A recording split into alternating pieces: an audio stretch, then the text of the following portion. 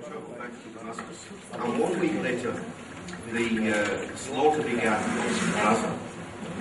We need to talk about that. From nowhere, F-16 fighter jets appeared, and we were fed lies on the TV, told that people were given warnings. They were given no warning. Little old ladies taking their shopping home were murdered in the street, and little children playing skipping in the road were killed, and young men walking home from their work were mutilated. Anyway, that's another story. Soon after that, I came back to Cairo.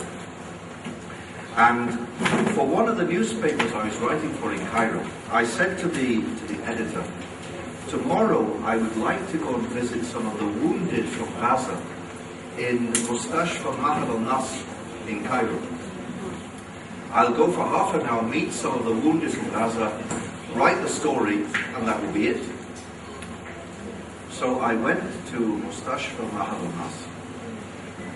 And that's one of the most important events ever to have happened in my life. Because, brothers and sisters, on that I stayed for 4 hours. Not half an hour, I stayed for 4 hours.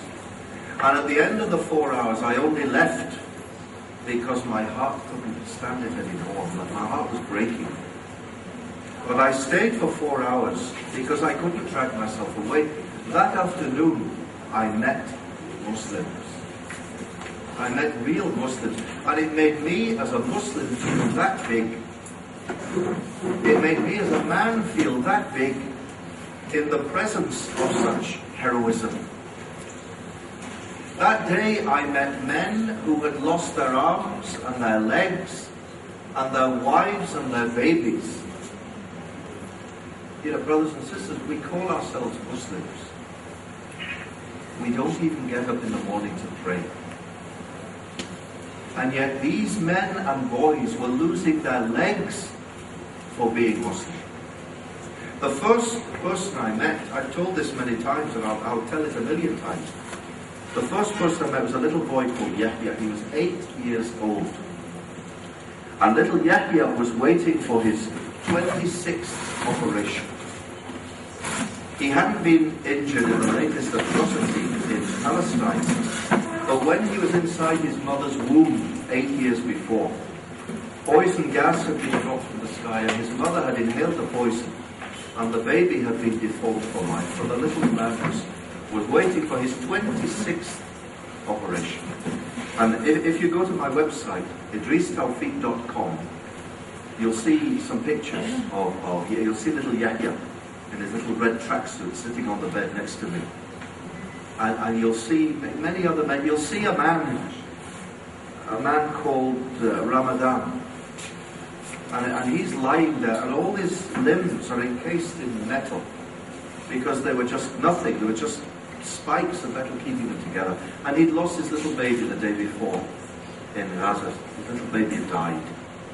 And I said to him, brother, where will peace come from in all this?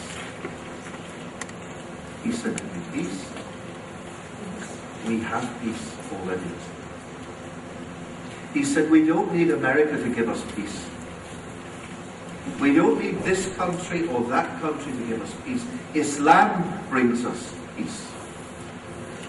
Now that afternoon, where I met these men who'd lost everything, you would imagine I'd hear them saying, oh, what are we going to do? This is terrible. Please help us. I didn't hear that at all. All I heard that afternoon was, Subhanallah, Alhamdulillah, Allahu Akbar. And the shame of it, though, is that we call ourselves Muslim. We dress up and we talk the talk. We're great at talking, as Muslims. We're great at talking. But when it comes to doing anything about it, it's always, why doesn't someone do something about it? And at the end of that meeting, I only mention, the reason I mention it is this. At the end of the meeting, I said to those men, those heroes, I said, look, I've no money to give you because I haven't got any money. I haven't got any money in my pocket. I haven't got any money in the bank. I can't give you any money at all. I've got none. But I promise you this day, that wherever I go in the world and speak about Islam, I will tell people about you. And from this day, I will wear a Palestinian badge. Not because I care about having a one-state or a two-state or a 10-state solution, but because I care about justice in the land of Palestine. So I have no money to give them, but my response was to write a book. My response was to write a book. We've each got different things we can do. You know, women especially, sitting in front of these sisters, you have a fantastic role to play in helping our brothers and sisters in Palestine. You have a wonderful opportunity. How? Because you do the family shopping. You take your children to the supermarket every week and you buy things off the shelves. And you have a wonderful chance to say to your kids, to little Yusuf and Aisha, as you're going through the supermarket, we're not going to buy this product, but we'll buy this one instead. There's no fuss about it. It's perfectly legal. We're not doing anything we're not allowed to do. And in fact, we might even keep it to ourselves, that that's what we're doing. But we choose a product that doesn't harm our brothers and sisters.